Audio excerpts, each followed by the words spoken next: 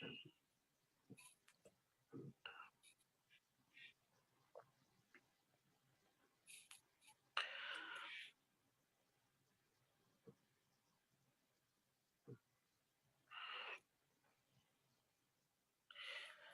عليكم ورحمة الله وبركاته.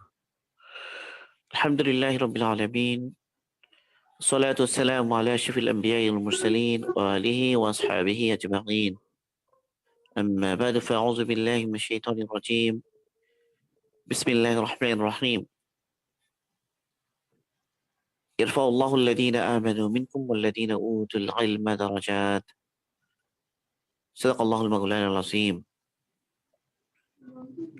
وعن معاوية رضي الله تعالى عنه قال قال رسول الله صلى الله عليه وسلم من يريد الله به خيرا يفقهه في الدين. صدق الله المولانا العظيم. الحمد لله। আল্লাহ পাকের মেহেরবানি, আল্লাহ পাকের ইহসান, এটি আমাদের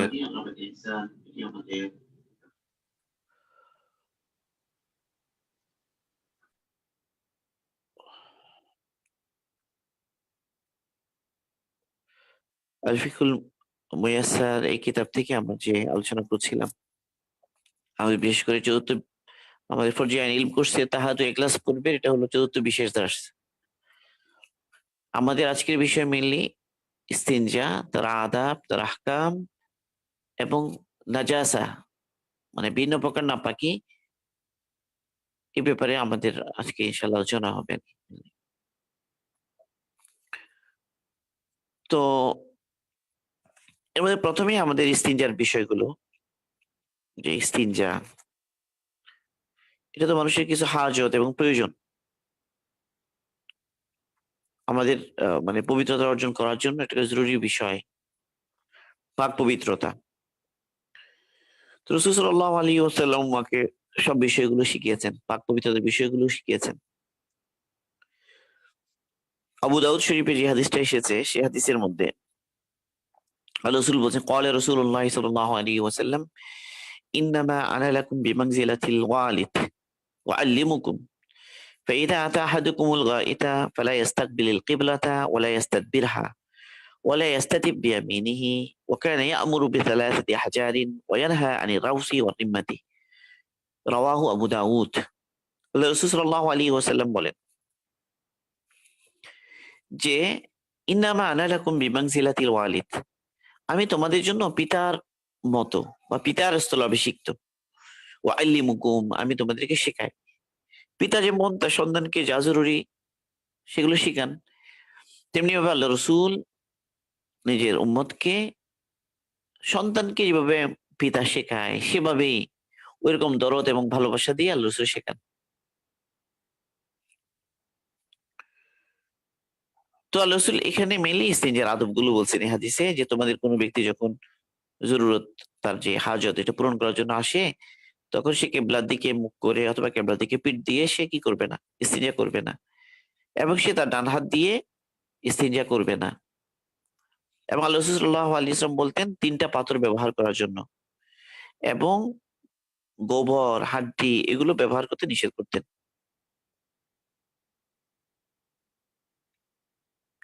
হাড্ডি এবং গোবর এগুলো ব্যবহার করতে নিষেধ করতেন। তো এই ধরনের অনেকগুলো হাদিস এসেছে ইস্তিনজা কিভাবে করতে হবে। তো এই বিষয়ে তো আলহামদুলিল্লাহ আমাদের অনেক আলোচনা হয়েছে, ওখানে আমাদের কোর্সের মধ্যে আছে। এখানে আমাদের যে বিষয়টা আলোচনা করার সবচেয়ে গুরুত্বপূর্ণ, যে প্রস্রাবের ফোঁটা থেকে পবিত্রতা অর্জন করা, এটা খুবই গুরুত্বপূর্ণ বিষয়।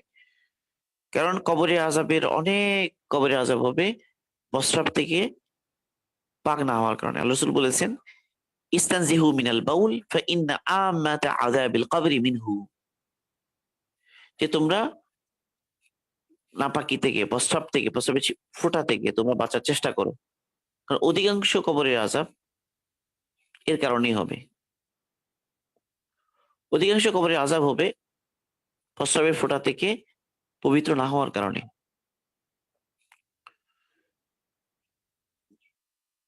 তাহলে বোঝা গেল যে এই যে পবিত্রতার বিষয়টা অনেক গুরুত্বপূর্ণ, বিশেষ করে প্রস্রাবের ফোঁটা থেকে কিভাবে একজন মানুষ পাক হবে এটা জানা তার জন্য জরুরি। তো এখানে গুরুত্বপূর্ণ বিষয় হলো ২ টা। একটা ইস্তিনজা, একটা ইস্তিবরা। এই বিষয়গুলোকে স্পষ্টভাবে বুঝা এবং এখানে প্রস্রাবের ফোঁটা থেকে পরিপূর্ণভাবে পাক হওয়ার জন্য কি করণীয় এটা বুঝা।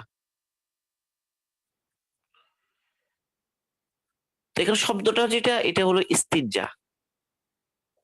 আসলে ইস্তিনজা বলতে বোঝানো হচ্ছে যে তার প্রস্রাব বা পায়খানা তো সে করে ফেলল।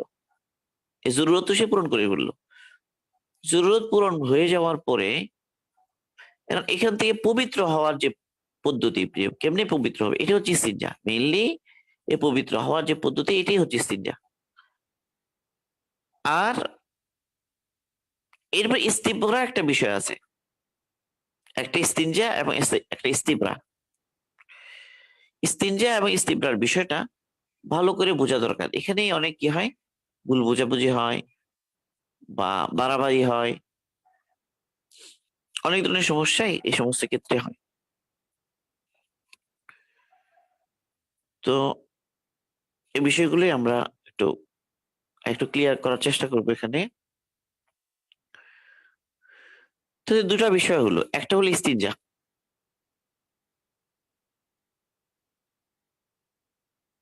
আরেকটা হলো ইস্তিবরা। ইস্তিবরা। তো ইস্তিনজা যেটা এটা তো হলো মানে নাপাকি থেকে পবিত্র হওয়া। ওই হাজত পূরণ করার পরের বিষয়টা। আর ইস্তিবরা যেটা সেটা হলো এই যে মানুষ তার প্রয়োজনকে পূরণ করলো। এখন এই যে, যে পথে নাপাকিগুলো বের হয়, তো অনেক সময় সে পথে অনেক কিছু ফোঁটা থেকে যায়, কিছু জিনিস থেকে যায়। তো যতক্ষণ পর্যন্ত তার এই ধারণা না হয় যে সম্পূর্ণ নাপাকি দূর হয়ে গিয়েছে বা আর কোনো ফোঁটা বাকি নেই। পুরোপুরি ক্লিয়ার হয়ে গিয়েছে, ভিতরে পথেও আর অবশিষ্ট নেই। এখন এই যে পরিপূর্ণভাবে তার দিল ইতমিনান হয়ে যাওয়া যে আর কোনো নাপাকি বাকি নেই।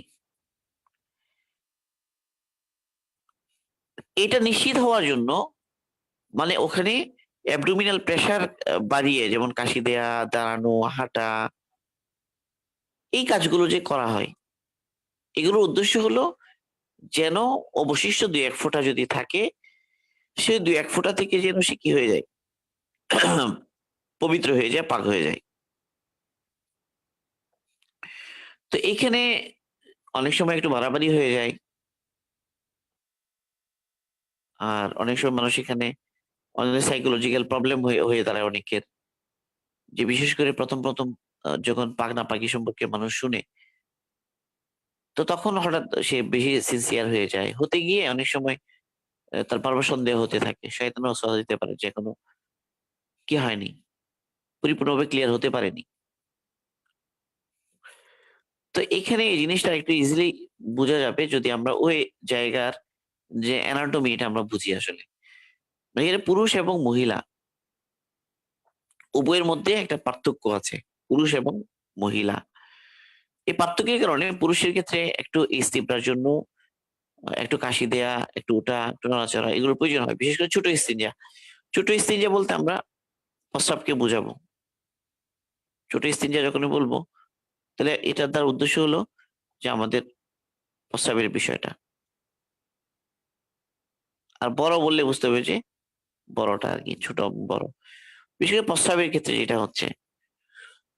তো এখানে মেইনলি তো মানুষের যে ইউরিনারি ব্লাডার, এই ব্লাডার থেকে এই যে আসছে এই ইউরেথ্রা মানে মূত্রনালী শুরু হলো। শুরু হয়ে সেই এবার বিভিন্ন তার বাঁক আছে এখানে। তো এই যে বাঁকগুলো থাকার কারণে এবং ১৮ থেকে ২০ সেন্টিমিটার তার দৈর্ঘ্য হওয়ার কারণে পুরুষের ক্ষেত্রে মেইনলি, পুরুষের ক্ষেত্রে। মহিলার ক্ষেত্রে এই জিনিসটা খুব বেশি প্রয়োজন হয় না। এজন্য যে মহিলার হলো অনলি মানে দৈর্ঘ্যও কম ৪ সেন্টিমিটারের মতো। আরেকটা হলো যে তার এরকম কোনো বাঁক নাই। তো পুরুষের ক্ষেত্রে এরকম যেহেতু থাকে তো এই সমস্ত জায়গায় এবং পথটাও দীর্ঘ, একটু লম্বা, 18 থেকে 20 সেন্টিমিটার। তো এখানে কিছু জিনিস থেকে যাওয়াটা, 2-1 ফোঁটা প্রস্রাব থেকে যাওয়াটা অস্বাভাবিক না। তো সাধারণত মানুষের যে ব্লাডারে, কিডনি থেকে ইউরেটার হয়ে প্রস্রাব আসতেই থাকে। সবসময়ই তো এই জিনিসটা চলছে। মানুষের কিডনি কাজ করছে, তো তার প্রস্রাব আসতেই থাকে।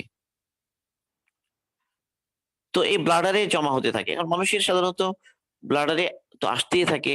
সবসময় তো আর প্রস্রাবের হাজত হয় না। তো সাধারণত বলা হয় যে ৩০০ এমএল বা এরকম মিলিলিটার। এরকম যদি হয় তো প্রস্রাবের ব্যাক হয়। তো আল্লাহ সুবহানাহু ওয়া তাআলা মানুষকে সৃষ্টি করেছেন এভাবে। তার এই যে এখানে যে গেইট, মানে প্রস্রাবের যে মূত্রথলি, যেটা ব্লাডার, ইউরিনারি ব্লাডার মুখে। তো এখানে আল্লাহ পাক এমন সিস্টেম করেছেন যে একটা হলো যে এখানে ২ টা গেইট আছে। একটা হলো তার ইচ্ছের অধীন, আরেকটা তার ইচ্ছের অধীন নয়।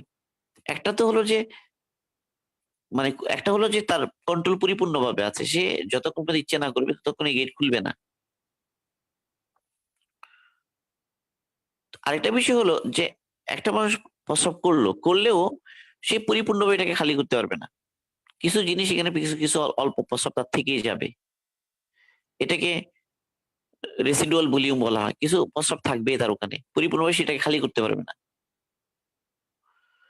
পরিপূর্ণ যেহেতু খালি করতে পারবে না, এটা একটা বিষয়, পরিপূর্ণ খালি করতে পারে না মানুষ। আরেকটা হলো যে এখান থেকে তো আসতেই থাকে, যে উপর থেকে কিডনি থেকে তৈরি হয়ে আসতেই থাকে প্রস্রাব। তাহলে এখন যে সেই ইস্তিবরা যেটা বলা হচ্ছে যে প্রস্রাবের বাকি ফোঁটা থেকে পাক হওয়া। বাকি মানে কোথায় বাকি? এটা বোঝার বিষয়। বাকি যদি কেউ ব্লাডারে বাকি মনে করে, বা যে প্রস্রাব বাকি আছে কোথায়? ব্লাডারে যদি মনে করে এবং সেটা খালি করতে হবে এরকম যদি মনে করে, এই ব্লাডারে যে প্রস্রাব আছে এটা যদি মনে করে, তো এটা কিন্তু খালি করা কখনো সম্ভব নয়। তাহলে কিছু থাকবে এবং অনবরত এটা তৈরি হতেই থাকবে। আসলে খালি করা বা বাকি থাকার বিষয় বলা হচ্ছে এই জায়গাগুলোতে। এই যে ইউরেথ্রা, যেটা মূত্রনালী। তো মূত্রনালীতে ২-১ ফোঁটা থেকে যাওয়াটা অস্বাভাবিক না। আবার যেহেতু এখানে বললাম যে কিছু বাঁক রয়ে গেছে এই কারণে, পথ দীর্ঘ। তাহলে এই যে জায়গা, এখান থেকে পরিপূর্ণভাবে ক্লিয়ার হয়ে প্রস্রাব যেন বের হয়ে যায়। এইজন্য বলা হচ্ছে যে একটু দাঁড়াও, একটু কাশি দাও, বেশি প্রয়োজন মনে করলে একটু হাঁটো। বাকিগুলো কতক্ষণ বা কতটুকু করা জরুরি, এটা হলো এখানে বোঝার বিষয়। এখন যদি মানে কেউ মনে করে যে ৪০ কদম হাঁটলে হয়ে যাবে বা ৭০ কদম হাঁটলে হয়ে যাবে। আসল কথা হলো শরীয়ত এই ধরনের কোন নির্দিষ্ট কদম কি করে দেয়নি। নির্দিষ্ট করে দেয়নি যে এরকম কোন নির্দিষ্ট পরিমাণ হাঁটতে হবে। তাকে ৪০ কদম হাঁটতে হবে বা ৭০ কদম হাঁটতে হবে। এরকম না হাঁটলে হবে না। এরকম নয় বিষয়টা। বা হাঁটতেই হবে এটাও জরুরি নয়। এখানে মূল বিষয়টা হলো দিলের ইতমিনান, মানে দিলের প্রশান্তি। দিল থেকে যদি মনে হয় যে ক্লিয়ার হয়ে গেছে তাহলেই যথেষ্ট। তাহলে এখানে বোঝার বিষয় হলো কেউ যদি এখানে চাপাচাপি করতে থাকে, মানে কেউ যদি বারবার অস্বস্থায় ভুগে, যে অনেক বেশি চাপাচাপি করে, সে খুব পুরো ব্লাডারে যা আছে সব খালি করে ফেলতে চায়। তো এই চাপাচাপি করতে গিয়ে যার যেটা সমস্যা হয় সেটা হলো, তার যেটা অসুবিধা হয় যে এটা তো পুরো সে খালি করতে পারবেই না। ১ম এই বলে দিলাম। এখন যদি বারবার সে চাপাচাপি করতে থাকে, বারবার করতে চায়, তো এই জায়গাটা বারবার যেটা তার ইচ্ছাধীন আছে, যে জায়গাটা পথ গেট, সেটা অটোমেটিক্যালি খুলতেই থাকবে এবং প্রস্রাব আসতেই থাকবে যদি সে চাপাচাপি করে বেশি। তো অনেক সময় মানুষ গিয়ে আর আসতে পারে না। ১০ মিনিট ১৫ মিনিট সময় এখানে সে নষ্ট করে। সে বলে যে আমার তো আসে, আমার তো আসে, আমার তো আসে। এই যে আসে মনে করে সে, এগুলো হলো তার অতিরিক্ত চাপাচাপির কারণেই আসে। বাস্তবতা যেটা হলো যে এখানে যে পথে যে প্রস্রাব আটকে থাকার সম্ভাবনা, এটা অল্প কাশি দিলেই হয়ে যেত। একটু দাঁড়ালেই, সামান্য মুভ করলেই হয়ে যেত। এটার জন্য এই পরিমাণ যুদ্ধ করার দরকার হতো না। কিন্তু অনেক সময় হয় কি, এখানে সে অসহসায় ভুগে, তারপর বারবার মনে হতে থাকে যে আসতে থাকে। এটা হয় কেন? সে অসহসায় ভুগে বলে, এবং এটা শয়তানের তরফ থেকে ওয়াসওয়াসার কারণে হয়। তাইলে এখানে ব্যাপারটা হলো পবিত্র হতেও হবে, প্রস্রাবের ফোঁটা দিয়ে আত্মরক্ষা পেতে হবে। আশপাশের ছিটা যেন গায়ে না পড়ে, এটা যেমন সতর্ক থাকতে হবে। একইভাবে এই পথে যেন থেকে না যায়, এজন্য অল্প কাশি দিলেই হয়। সাধারণত যারা জোয়ান, যারা বয়স্ক নয়, তাদের এরকম সমস্যা হওয়ার কথা না সাধারণত। তারা অল্প কাশি দিলেই, অল্প একটু দাঁড়ালে, মুভ করলেই হয়ে যাওয়ারই কথা। তাহলে এই যে একটু সে মানে ঢিলাকুলুক ব্যবহার করলো বা টয়লেট টিস্যু ইউজ করলো, করে একটু সে কাশি দিল, দিয়েই সে ক্লিয়ার হওয়ার চেষ্টা করলো, যে এতটুকুই যথেষ্ট তার ওই ইস্তিবরা হাসিলের জন্য। এখানে ইস্তিবরা হাসিল করার জন্য তাকে যুদ্ধ করার দরকার নাই। যেটা অনেক সময় মানুষ বাড়াবাড়ি করে, ওয়াসওয়াসায় ভুগে এবং এটা থেকে আর পরিত্রাণ সে পায় না। অনেক মানুষ আছে যে এরকম সমস্যায় ভোগে। সে মনে করে যে অনেকে নামাজে ছুটে যায়, যে জামাত ছুটে যায়, তাকবীরও ছুটে যায়। এই সমস্ত বিষয় করতে, করতে। তাহলে এখানে বাড়াবাড়ির কোনো ক্ষেত্র নয়, সেটা একটা বোঝার বিষয়। কিন্তু এতটুকু তার নিশ্চিত হতে হবে যে আর নাই। যদি তার দিল বলে যে আর নাই, বাস এতটুকুই যথেষ্ট। অহেতুক সন্দেহ করার দরকার নেই। এই কথাটা বলার জন্য আমি এই সমস্ত বিষয় এখানে আঁকাআঁকি করলাম। তো এই হলো ইস্তিবরার বিষয়টা। আর এই ইস্তিনজা যেটা পরিষ্কার হওয়া, তো পরিষ্কার হওয়ার জন্য আমাদের সামনে মিনস গুলো কি? একটা হলো যে মাটির ঢিলা, তাই না? মাটির, যেটাকে ঢিলা কুলুপ বলা হয়।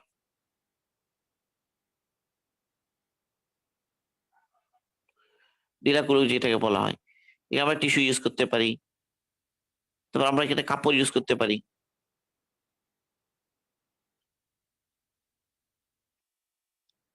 ইউজ করতে পারি। আর পানি তো আছে, পানি ইউজ করতে পারি। আর উত্তম হলো যে ২ টাকেই মিলানো। যেখানে সম্ভব সেখানে ২ টাকেই মিলানো। ইসলাম মানুষকে নাপাকি থেকে পাক হওয়ার কত সুন্দর পদ্ধতি শিখিয়েছে। কাফেররা এগুলো কল্পনাও করতে পারবে না। যারা এত বেশি মানে পরিষ্কার পরিচ্ছন্নতার কথা বলে, তো দেখা যায় যে তাদের মধ্যে এই সমস্ত বিষয়ে অনেক গাফলতি। তারা এই নাপাকি নিয়েই ঘুরে। ইসলাম মানুষকে পবিত্র হওয়ার কত সুন্দর ব্যবস্থা করেছে। তো ডেরাগুলি এখন কখনো এমন হতে পারে যে কোথাও পানি নেই। এমন হতে পারে কোথাও পানি নেই। কিন্তু তার সাথে টিস্যু থাকে, টিস্যু ইউজ করেও সে কি হয়ে যেতে পারে? সে পাক হয়ে যেতে পারে, পবিত্র হয়ে যেতে পারে। যদি না খুব বেশি তার ওই যে বের হওয়ার যে মুখ থেকে যদি বেশি অতিক্রম করে না যায়, তাহলে দোয়াও কি হয় না? ওয়াজিব হয় না। বলা হয়েছে ১ দিরহাম এর বেশি যদি কি হয়? এলাকা জুড়ে যদি লেগে যায়, তাহলেই তখন দোয়াটা ওয়াজিব হবে। আর যদি এটুক না হয়, তাহলে এটার দোয়াও ওয়াজিব হয় না। যদি সে টিস্যু ইউজ করে বা মাটির ঢিলাকুলুক ইউজ করে, তো এটার দ্বারাই সে কি হতে পারে? পাক হয়ে যেতে পারে। অনেক মানুষ অভিযোগ করে সময় নামাজের কথা বললে বলে যে, "আমার কাপড় ঠিক নাই।" এই কাপড় ঠিক নাই এই কথাটা বলে কি জন্য? বলে এইজন্য যে এই সহজ একটা ওয়ে তার রয়ে গেছে, এটা সে এতেমম করে না। এটা যদি সে খেয়াল করে, তাহলে তার এই কষ্ট করার আর দরকার হয় না। আবার এই অভিযোগ আর দিতে হয় না যে কি নাই? কাপড় ঠিক নেই। যাক, তো আমি এখানে মোটামুটি ইস্তিবরার বিষয়টা আলোচনা করতে চেয়েছিলাম। তো এটাই যথেষ্ট এতটুকু। বাকি আদাবগুলো তো আমরা কম বেশি সবাই জানি এবং এগুলো আমাদের দর্সের মধ্যে আলোচনা হয়েছে। সহজ বিষয়গুলো আগে দোয়া পড়া, তাই না? এরপরে বাম পা দিয়ে ঢুকা, এরপরে ডান পা দিয়ে বের হওয়া, এই বিষয়গুলো। এগুলো তো মোটামুটি বসে ইস্তিনজা করা, জায়গা সিলেকশন করা। তো এগুলো তো মোটামুটি আমাদের জানা আছে। এগুলো নিয়ে বেশি আলোচনা আর খুব লাগবে না। আমাদের বেশি আলোচনা যে পয়েন্টে আমরা করতে চাইছিল নাপাকি নিয়ে। নাপাকির বিষয়টা, এটাকে নাজাসাত বলা হয়। এটা অনেক গুরুত্বপূর্ণ। তো নাজাসাত যেটা, সেটার প্রকার তো আমরা আগেই বলেছি যে ২ প্রকার। একটা হলো যে নাজাসাতটা ২ প্রকার এক হিসেবে, যে নাজাসাতে হাকিকি এবং হুকমি। হাকিকি এবং হুকমি। হুকমি যেটা, এটা তো অজু, গোসল, তায়াম্মুম এর দ্বারা কি হবে? দূর হবে, যেটাকে হাদাস বলা হয়। এই আলোচনা আমরা করেছি গত আলোচনাতে। এটাকে হাদাস বলা হয়। তো এখান থেকে হাদাস থেকে পাক হওয়ার জন্য কি অজু, গোসল, তায়াম্মুম এগুলোই করতে হবে। যে নাজাসাতে হাকিকি যেটা, এটা নিয়ে আমাদের একটু বিস্তারিত আলোচনা করা দরকার। আমাদের সামনে এই হাকিকির বিষয়গুলো স্পষ্ট হওয়া দরকার। তো নাজাসাতে হাকিকি যেটা, তো আসলে আল্লাহ সুবহানাহু ওয়া তাআলা আমাদের মানে সলাতের জন্য যেমন আমাদের কাপড় পাক হওয়া দরকার। আমাদের শরীরে নাপাকি না থাকা দরকার। যে জায়গায় নামাজ পড়বো সেই জায়গাটা পবিত্র হওয়া দরকার। এই নাজাসতে হাকিকি যেটা প্রকৃত নাপাকি এটা থেকে মুক্ত হওয়া দরকার। কোরআনে পাকে আল্লাহ পাক বলেছেন ওয়াসিয়াবাকা ফাতাহহির ওয়াসিয়াবাকা ফাতাহহির। তুমি কি হও? তোমার কাপড়কে কি করো? পাক করো। ওয়াসিয়াবাকা ফাতাহহির। এবং পবিত্রতা ছাড়া আল্লাহ পাক সালাত কবুল করবেন না, এটা আল্লাহ রাসূল হাদিসে বলেছেন। লা ইয়াকবালুল্লাহু সালাতাম মিন গায়রি তুহুরিন। যে পবিত্র হওয়া ছাড়া আল্লাহ সুবহানাহু ওয়া তাআলা আমাদের সালাতকে কবুল করবেন না। তাহলে কাপড় পবিত্র হওয়া, শরীর পবিত্র হওয়া এবং নামাজের যে জায়গা এটা পরিষ্কার হওয়া এটা খুব জরুরি। তো এখন এই যে নাজাসাতে হাকিকি যেটা, এটা হলো বাস্তব নাপাকি আছে। হুকমি তো যেটা বাস্তব নাপাকি নাই, শুধু আল্লাহ পাকের একটা হুকুম যে তুমি অজু করো, তুমি তায়াম্মুম করো, এটা হুকুম আসে, কিন্তু বাস্তব নাপাকি নাই। তাহলে যে নাজাসাতে হাকিকি সেটা আবার দুই প্রকার, গালিজা এবং খফিফা।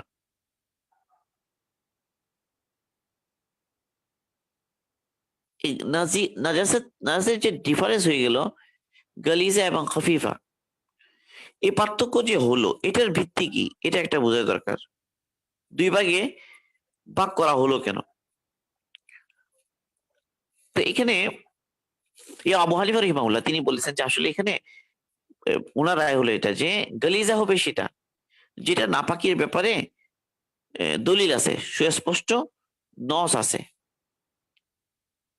এবং যেখানে কোনো আর কি নাই, সন্দেহ নাই, নস এসে গেছে, সেই কারণে এটা হলো কি নাজাসাতে গালিজা। যার পক্ষে নস আছে সেটাকে বলা হচ্ছে গালিজা। আর যেটার ক্ষেত্রে নস নাই,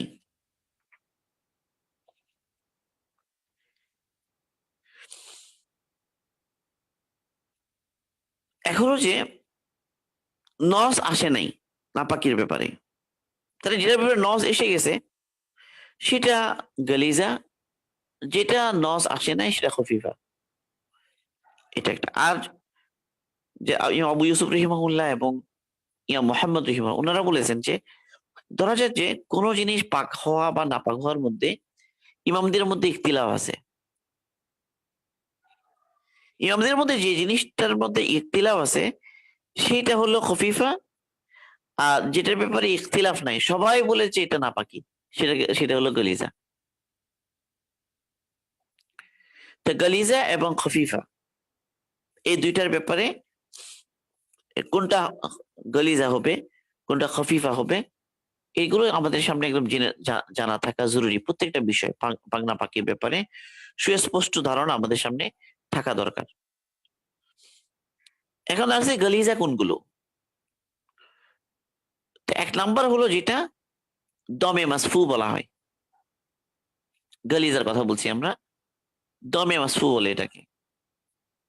দমে মাসফু কাকে বলে? দমে মাসফু হলো যে মানে যে গতিশীল, মানে গতির সাথে যে রক্তটা বের হয়, ফিনকি দিয়ে বের হয়, দমে মাসফু, প্রবাহিত রক্ত বলি আমরা, প্রবাহিত রক্ত।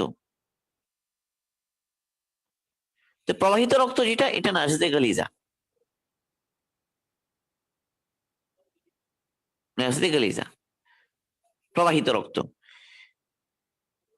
আরেকটা রক্ত যে অনেক সময় আমাদের যে গোস্ত যেগুলো রান্না করবে বা যেগুলো সে গোস্তের মধ্যে কলিচার মধ্যে কি থাকে, অনেক সময় রক্ত থাকে, অনেক সময় ধোয়ার সময়ও দেখা যায় পানি কি হয়ে যায়, লাল হয়ে যায় গোস্ত ধোয়ার সময়, কিন্তু এগুলো কি নয়, নাপাক নয়। তাহলে এখানে নাপাক হচ্ছে শুধু যেটা প্রবাহিত রক্ত, জবাই করার পরে যেটা ফিনকি দিয়ে বের হচ্ছে সেটাই হচ্ছে নাজাসাতে গালিজা। তো এটা একটা বিষয় যে নাজাসাতে গালিজা কি খফিফা কি, এর মধ্যে রক্তের মধ্যে কোন কোন বিষয়টা, রক্ত কখন কি হবে, নাজাসাতে গালিজা হবে। আরেকটা বিষয় যে মানুষের অজু নষ্ট হয় যে পরিমাণ রক্ত বের হলে, যে অবশ্য বলা হয় না যে রক্ত বের হয়ে গড়িয়ে পড়া। তাহলে রক্ত বের হয়ে যে গড়িয়ে পড়বে, যে গড়িয়ে পড়া রক্ত এটা কিন্তু কি নাপাক। এটাও না, এটা না, না, না, মানে নাজাসাতের ভিতরে। মানে বলা হয় যে যত জিনিস বের হলে অজু নষ্ট হয়, যত জিনিস, এই সবগুলো কিন্তু নাপাকি। তাহলে প্রস্রাব বা পায়খানার রাস্তা দিয়ে যত কিছু বের হবে এবং যত কিছু বের হলে আমরা বলবো যে নাপাক, নাপাক হয়ে যাবে, অজু ভেঙে যাবে। তো এই সবগুলোই হলো নাজাসাত। এখন এর মধ্যে হতে পারে প্রস্রাব, এর মধ্যে হতে পারে মজি, ওয়াদি, মনি, এগুলো সবগুলোই। বমি, মানুষ যখন বমি করে, মুখ ভর্তি করে বমি করে, তাহলে বমি যখন মুখ ভর্তি করে হয়, মুখ ভর্তি করে যে বমি, সেই মুখ ভর্তি করে যে বমি, এটাও কিন্তু নাপাক। মুখ ভর্তি করে যে বমি বের হয়, সেটাও কিন্তু নাপাক। তাহলে প্রবাহিত রক্তের কথা বললাম। এরপরে বললাম যে যত জিনিস বের হলে মানে অজু ভাঙ্গে, যত জিনিস বের হলে অজু ভাঙ্গে।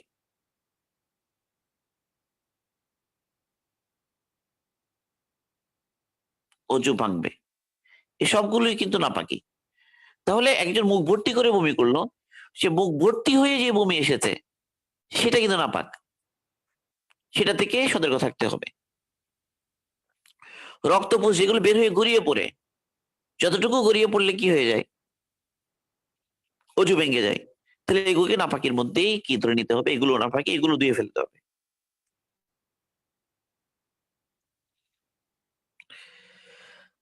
আরেকটা হলো শরাব। তো শরাবের মধ্যে একটা জিনিস খেয়াল করার, যে যে এই সমস্ত সোর্স থেকে শরাব বানানো হতো আগে, যেমন ধরেন খেজুর থেকে বানানো হতো, আঙ্গুর থেকে বানানো হতো, খেজুর, আঙ্গুর, এগুলো থেকে বানানো হতো। তো এই সমস্ত জিনিস প্রাকৃতিক যে সোর্স থেকে বানানো হতো, এগুলো থেকে যদি বানানো হয় শরাব, তাহলে সেগুলো শরাব, এটা হারামও হবে এবং নাপাকও হবে। আর যেগুলো পরবর্তীতে ইদানিং যে সমস্ত শরাব মানে বানানো হচ্ছে, যেটা যেটা হচ্ছে অন্য কোনো কেমিক্যাল থেকে বানানো বানানো হচ্ছে, এরকম যেগুলো আছে, সেগুলো হারাম তো হবে, হারাম তো হবে, কিন্তু কি হবে না, হারাম হবে কিন্তু নাপাক হবে না,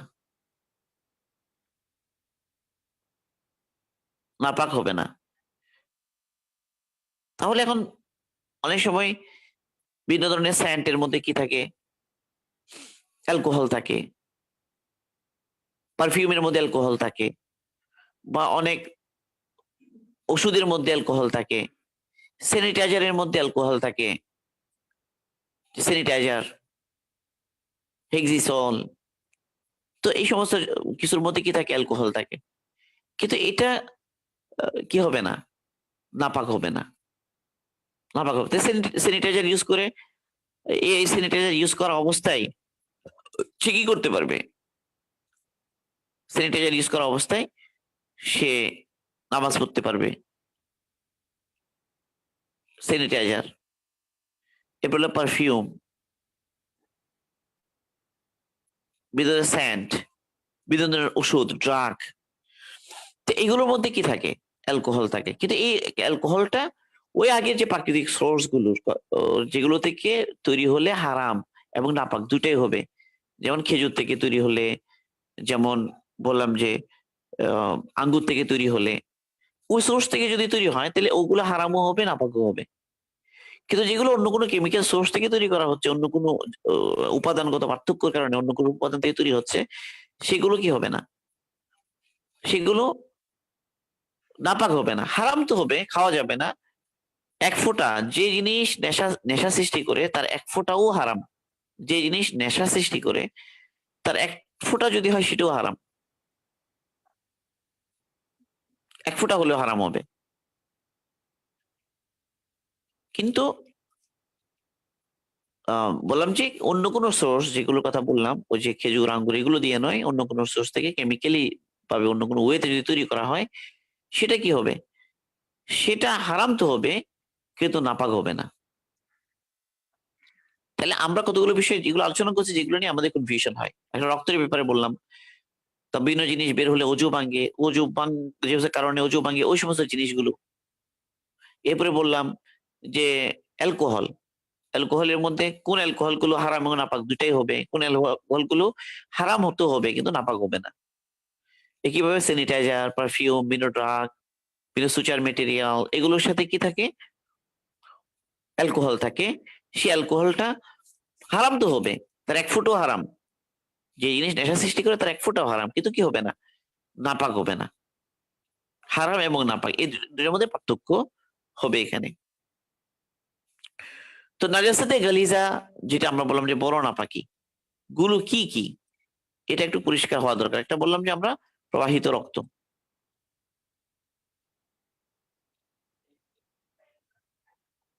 প্রবাহিত রক্ত। 2 নম্বর হলো যে শরাব, শরাবের মধ্যে বললাম, শরাবের মধ্যে কোন কোন শরাবগুলো, এটা বললাম। এ হলো মৃত, মৃত যে কোনো প্রাণীর চামড়া এবং গোশত, মৃত প্রাণীর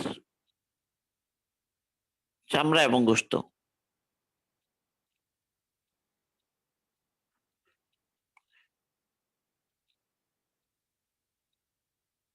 হালাল পশু জবাই করা হয়, হালাল পাখি জবাই করা হয়, সেগুলোর কথা বলা হচ্ছে না কিন্তু। মৃত প্রাণীর চামড়া এবং গোশত। তো ওই প্রাণী মারা যায় এমনিতে অন্য কোনো কারণে। তারপর হলো যেই সমস্ত জানোয়ারের গোশত খাওয়া হয় না, এটা খেয়াল করতে হবে। যে সমস্ত প্রাণীর গোশত খাওয়া হয় না, যে সমস্ত প্রাণীর গোশত খাওয়া হয় না, তাদের প্রস্রাব,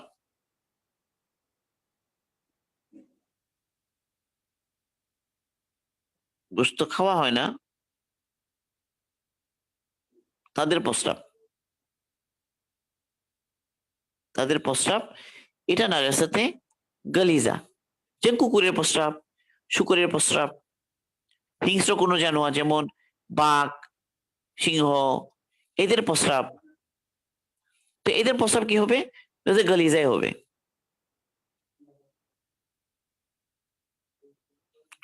একইভাবে কুকুর, শুকর, এদের এঁটু, হিংস্র প্রাণীর এঁটু এবং এদের লালা, এগুলো নাজাসাতে গালিজা হবে। শুকরের লালা বা কুকুরের লালা, হিংস্র প্রাণীর লালা, তাদের এঁটু, এগুলো কি হবে? নাজাসাতে গালিজা হবে। পাখির মধ্যে শুধুমাত্র হাঁস এবং মুরগির বিষ্ঠা, হাঁস এবং মুরগির বিষ্ঠা, হাঁস মুরগি এ দুইটা, এদের বিষ্ঠা যেটা, এটা নাজাসাতে গালিজা। হাঁস মুরগির বিষ্ঠা নাজাসাতে গালিজা। আর অজুর ভাঙার কারণগুলো তো বললাম, ওই সেগুলো বলা হলো। তাহলে এই হলো মোটামুটি আমাদের সামনে নাজাসাতের ব্যাপারে আমাদের খেয়াল রাখার বিষয়, যে কোন কোন, কোনটা কোনটা শক্ত নাপাকির মধ্যে কোনটা কোনটা পড়বে। তো মানুষের মলমূত্র, মানুষের প্রাণীর রক্ত, বীর্য, মল, সব ধরনের পশুর পায়খানা, সব ধরনের হারাম পশুর পেশাব, এবং পাখির মধ্যে শুধু হাঁস এবং মুরগির বিষটা হলো নাজাসাতে গালিজা বা শক্ত নাপাকি। এগুলো একদম মজবুত ভাবে মনে রাখতে হবে ভিতরে। এখন এরপরে হলো খফিফা। গালিজা তো গেল, খফিফা হলো তাহলে সব ধরনের পশু যেগুলো আমরা খাই, হালাল পশু, গরু, মহিষ, বকরি, হালাল পশু। তা হালাল পশুর প্রস্রাব, তার পার্থক্যটা কি নিয়ে এটা খেয়াল করার। বিষ্ঠা বা মল বা পায়খানার ক্ষেত্রে কিন্তু হালাল পশুর গুলোও কি আহ গালিজা। পশু, পশু যদি হয় সব ধরনের হারাম পশুর পেশাব এবং সব ধরনের পশুর পায়খানা, এটা গালিজা। কিন্তু হালাল পশুর প্রস্রাব যেটা, এটা খফিফার মধ্যে। কেন? এটা যে ওই যে নসের মধ্যে ইখতিলাফ এসে গেছে এই কারণে।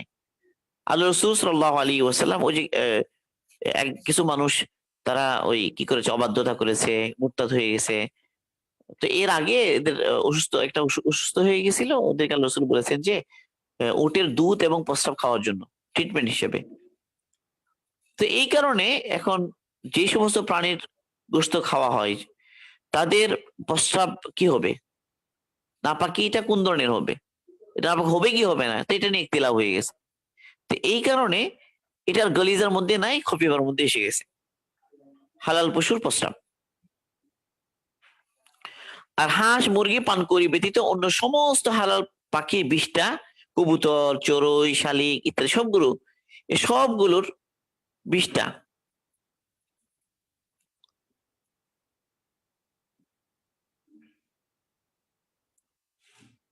তাহলে সব হারাম পাখির বিষটা এবং ঘোড়ার পেশাব এরা আছে খফিফা, কাক চিল ইত্যাদি হারাম পাখি। হাঁস মুরগি এবং পানকৌড়ি এগুলোর বিষটা তো গলিজার কথা বললাম আমরা। আর কতগুলো যেগুলো হালাল পাখি আছে, যেমন কবুতর চড়ুই শালিক, এবারে বাদুর চামচিকার প্রস্রাব, এগুলো মশা মাছি ছাড় পোকা মাছের রক্ত, এগুলো তো পাক, এগুলো না পাকের মধ্যে নাই। এই হলো মোটামুটি আমাদের গালিজা এবং খফিফার আলোচনা। এখন এরপরে আলোচনা যেটা হবে যে উভয়ের মধ্যে পার্থক্য জেনে লাভ কি, কেন আমরা উভয়ের মধ্যে পার্থক্য এভাবে জানতে হচ্ছে আমাদের। এখানে বিষয়টা হলো, যদি এমন হয় যে লেগে গেছে গালিজা বা খফিফা কাপড়ে অথবা শরীরে, এবং এবং এখানে ধোয়ার কোনো ব্যবস্থাও নেই এরকম একটা জায়গা, সেক্ষেত্রে কতটুকু হলে এটা মাফ? মাফ মানে এটা পাক না করে নামাজ পড়া জায়েজ। কারণ মানুষের অনেক সময় এমন সিচুয়েশন হয়ে যায় যেখানে হয়তো সে পানি পায় নাই বা যেখানে কোনো কারণে ধোয়া যাচ্ছে না, পজিশন পরিস্থিতি হয়ে যায়।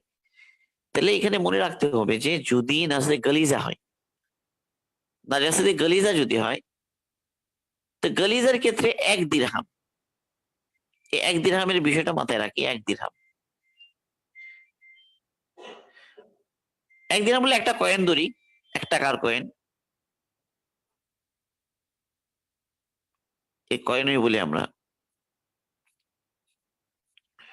তো এই পরিমাণ যদি কি লাগে, তরল যদি হয়, তরল যেমন রক্ত পেশাব ইত্যাদি, 1 দিরহাম পরিমাণ হয়ে গেল ওই আয়তনের। অথবা হাতের তালুর ভিতরে যে গভীর যে এটা থাকে, হাতের তালুর মধ্যে, তো তালুর নিচু স্থান যেটা, এই পরিমাণ যদি হয়, শরীরে বা কাপড় যদি লাগে, তাহলে তা মাপ। মাপ মানে হলো যে না দুই নামাজ পড়লে নামাজ হয়ে যাবে, তবে বিনা ওজরে করবে না, বিনা ওজরে করলে মাকরু হবে, যেখানে ধোয়া যাচ্ছে না সেখানে। আর যদি 1 দিরহামের চাইতে বেশি হয়, সেটা অবশ্যই ধোয়া লাগবে, এবং না ধুয়ে কি হবে না, না ধুয়ে এটা দিয়ে নামাজ পড়া জায়েজ হবে না। এটা হলো তরলের ক্ষেত্রে বললাম। আরেকটা হলো যদি কি হয়, সে শক্ত হয়, গাঢ় হয়, যেমন গোবর হতে পারে, পায়খানা হতে পারে ইত্যাদি যদি হয়, তাইলে বলা হচ্ছে এখানে এখানে কিন্তু ওজনের হিসাব, যে 1 সিকি বলছে, 1 সিকি পরিমাণ মানে 4.86 গ্রাম। আসলে এগুলো গ্রাম হিসাব করা একটা আন্দাজ করা আর কি। আসলে এই গ্রাম পরিমাণ যদি হয় ওজনে, তো এই গ্রামের যদি নিচে হয় তাহলে এটা মাফ। কিন্তু 4.86 গ্রামের বেশি যদি হয় ওজনের, মানে এটা হলো শক্ত নাপাকি যেগুলো সেগুলো, মানে গাঢ় নাপাকি যদি হয়, তরল না, সেক্ষেত্রে এত গ্রাম এর কম যদি হয় তাহলে মাফ। এতটুকু গ্রাম বা তার চেয়ে বেশি যদি হয় তাহলে মাফ নয়। এ মাফের অর্থ অর্থ কি সেটা আমরা কিছুক্ষণ আগে বললাম। আরেকটা হলো খফিফা। খফিফার ক্ষেত্রে বলা হচ্ছে যে শরীরে বা কাপড়ে যে অঙ্গে লেগেছে তার 1/4 কম হলে মাফ, আর পূর্ণ 1/4 বা আরো বেশি হলে মাফ নয়। যেমন জামার হাতা বা কলি, কাপড়ের আঁচল, পায়জামা, পায়জামা 2 মুহুরি প্রত্যেকটা ভিন্ন ভিন্ন অঙ্গ, মানে এটা আলাদা আলাদা অঙ্গ বোঝাচ্ছে একটা পার্ট। এখন এই সমস্ত পার্টে যদি লাগে তাহলে তার 1/4 কম যদি হয় তাহলে মাফ, যে 1/4 পরিমাণ অথবা বেশি যদি হয় তাহলে মাফ নয়, মানে ধোয়া লাগবে। এটা হচ্ছে নাজেসাতে খফিফার ব্যাপারে। তাহলে গলিজা গেল, খফিফা গেল, কোন কোন জিনিস নাজেসাতে খফিফা, কোন কোন জিনিস নাজেসাতে গলিজা, এটা আমরা বুঝলাম। এখনো যে পানিতে থাকে এরকম যত জানোয়ার আছে, পানিতে থাকে। তো পানিতে যারা থাকে, যেমন পানিতে থাকে এরকম ব্যাঙ, পানিতে থাকে মাছ। তো এদের যে রক্ত বা এদের প্রস্রাব এগুলো পাক ধরা হবে। কিন্তু যদি মানে স্থলভাগে থাকে এরকম হয়, যেমন ধরা যাক যে ব্যাঙ, স্থলভাগে ব্যাঙ যদি হয় তাহলে তার যে প্রস্রাব এটাকে নাপাক ধরতে হবে। আর যদি জলভাগের হয়, পানিতে থাকে এরকম ব্যাঙ হয়, তো তারটা হবে কি পাক। কিন্তু স্থলভাগে যদি হয় তাহলে নাপাক।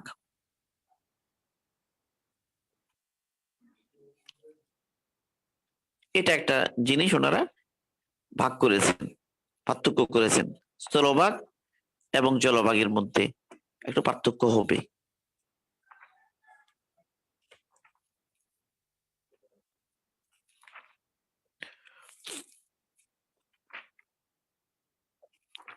তো এই হলো মোটামুটি গালিজা এবং খফিফা।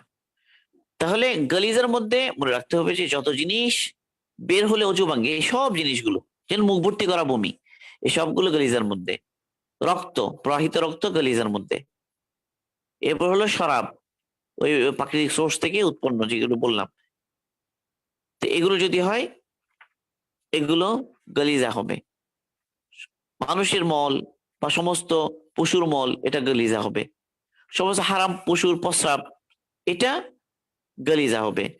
মুরগি এবং হাঁস পান করি এগুলোর যে মল বা পায়খানা এটা গালিজা হবে। এগুলো ছাড়া যত হালাল পশু আছে, হালাল পশুর প্রস্রাব, হালাল পশু এদের প্রস্রাবটা খফিফা। আর হালাল পাখির মধ্যে তিনটা বাদ বললাম, যে মুরগি, হাঁস পান করি ছাড়া, যে কবুতর, যেমন চড়ুই, শালিক, যেগুলো গোস্ত খাওয়া হালাল, তো এদের বিষটা পাক। এ মশা, ছাড় পোকা এদের রক্ত পাক। এই বিষয়গুলো মোটামুটি আমরা বললাম। তাহলে এই বিষয়গুলো খেয়াল রাখা, যে কতটুকু হলে পাক হবে, কতটুকু হলে নাপাক হবে, যদি গালিজা খফিফা হয় এটা পাক করার পদ্ধতি কি। পাক করার ক্ষেত্রে আরেকটা হলো যে নাপাকি, আরেকটা বিষয় যে যেটা তরল বা নাপাকি অনেক সময় দৃশ্যমান হয়, অদৃশ্য নাপাকি হয়। হ্যাঁ, অদৃশ্য। দৃশ্যমান আর অদৃশ্য বলতে বোঝাচ্ছে এটা যে মানে শুকানোর পরেও দেখা যাচ্ছে, এটা দৃশ্যমান। শুকিয়ে যাওয়ার পরে আর দেখা যায় না, যেন প্রস্রাব অদৃশ্য হয়ে যায়। তো দৃশ্যমান এবং অদৃশ্য যদি হয় তাহলে একটা জিনিস খেয়াল করতে হবে, যে জিনিস চোখে দেখা যাচ্ছে এটাকে মারিয়া বলা হয়, চোখে দেখা যায় এরকম, তাহলে এটাকে কিন্তু দূর করতে হবে। এটা মূল নাপাকি যতক্ষণ দূর হবে না ততক্ষণ এটা পাক হবে না। তাহলে এটা দূর করতে হবে, কিন্তু এটার কিছু অনেক সময় হয় কি নাপাকির আসর থেকে যায়, রং এবং অনেক সময় গন্ধ দূর করা কঠিন হয়ে যায়। তো যেটা আসর মানে প্রভাব, নাপাকির প্রভাবটা দূর করা কষ্ট, তো সেক্ষেত্রে আর দরকার নাই, দূর করলাম না। কিন্তু মূল নাপাকি যদি দূর হয়ে যায় তাহলে পাক হয়ে গেল। এটা হলো কার ক্ষেত্রে, যেটা চোখে দেখা যায় সে ধরনের ক্ষেত্রে, সেক্ষেত্রে। আর যেটা চোখে দেখা যায় না এরকম যদি হয় তাহলে এটার ক্ষেত্রে মূল কথাটা হলো যে এখানে দিলের মধ্যে এই ধারণা হবে যে যে ধুচ্ছে, ধোয়ার পরে সে পানি দিয়ে ধোলো বা পানি দিয়ে অন্য কোনো তরল দিয়ে ধৌত করলো, ধৌত করার পরে তার যদি কি হয়ে যায়, এতটুকু তার প্রবল ধারণা হয় যে এটা চলে গেছে, পাক হয়ে গেছে, তাহলে পাক। তো অনেকে যে বলে যে এটা তিনবার ভালো করে কি করো মুছরাও, এটা এই জন্য বলা হয় ওই সন্দেহ চলে যাওয়ার জন্য, দৃঢ়ভাবে চলে যাওয়ার জন্য। এখন যদি কারো একবার দোয়ার পরে কোথাও নাপাকি ছিল, একবার ভালো করে দোয়ার পরে তার দৃঢ় বিশ্বাস হয়ে গেছে যে এখানে কি নাই, আর নাপাকি নাই, মানে অদৃশ্য নাপাকির ক্ষেত্রে বলছি, যেমন প্রস্রাব, তাহলে এটা পাক। তার যখন দৃঢ় বিশ্বাস হয়ে যাবে যে এটা পাক হয়ে গেছে তাহলে পাক। মানে এটাকে এত বেশি মোছড়ানো যে যেখানে ছিঁড়ে যেতে পারে এর কোনো দরকার নাই।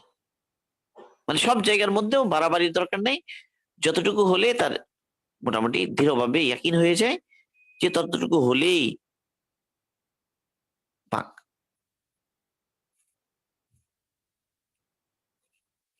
পাক হয়ে গিয়েছে, এই ব্যাপারে যদি তার দিলের মধ্যে কি হয়ে যায়,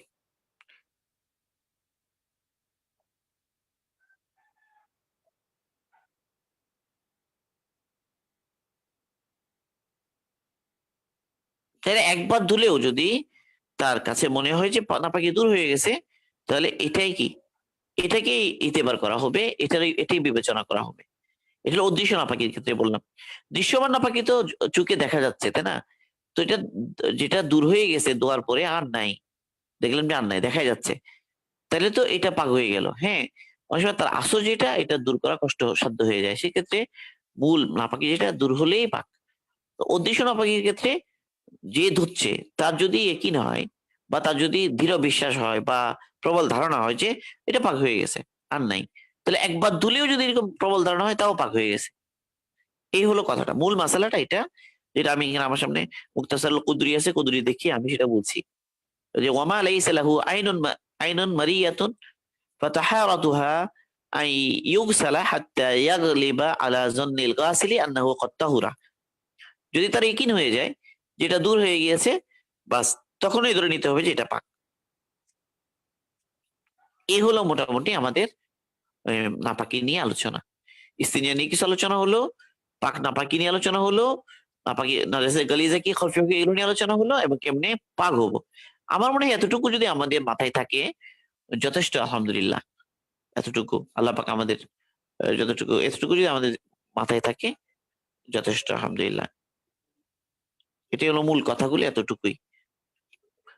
এবার আরো কিছু বিষয় এখন আছে, যেমন ফ্লোরের মধ্যে প্রস্রাব করে দিয়েছে, তো ফ্লোরে প্রস্রাব করে দিয়েছে, এটা যদি শুকিয়ে যায়, মানে ধরা যাক যে প্রস্রাব করেছে কিন্তু ধোয়া হয়নি, শুকিয়ে গিয়েছে, এখন কেউ ভিজা পা দিয়ে ওই ওই জায়গা দিয়ে যাচ্ছে, এখন তার ওই পা কি নাপাক হয়ে যাবে? বলে, না, নাপাক হবে না।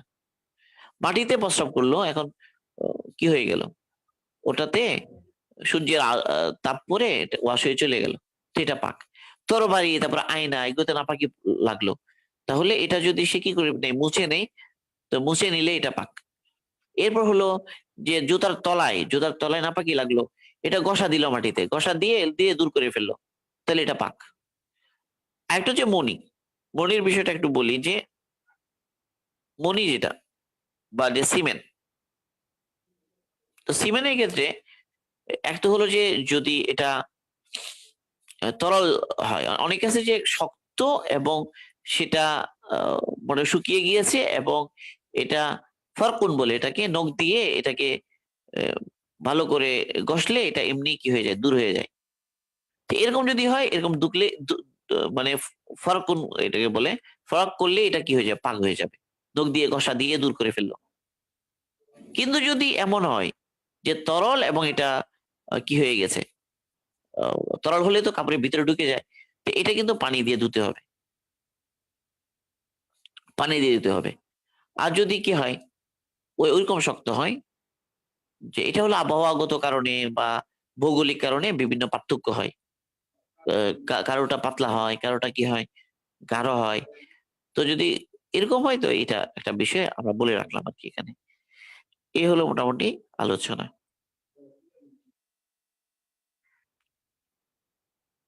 আল্লাহ পাক আমাদেরকে ভালোভাবে পাকনা পাকি সম্পর্কে ধারণা রেখেই আল্লাহ পাক আমাদেরকে চলার এবং এটার গুরুত্ব দেওয়ার জন্য তৌফিক দান করুন।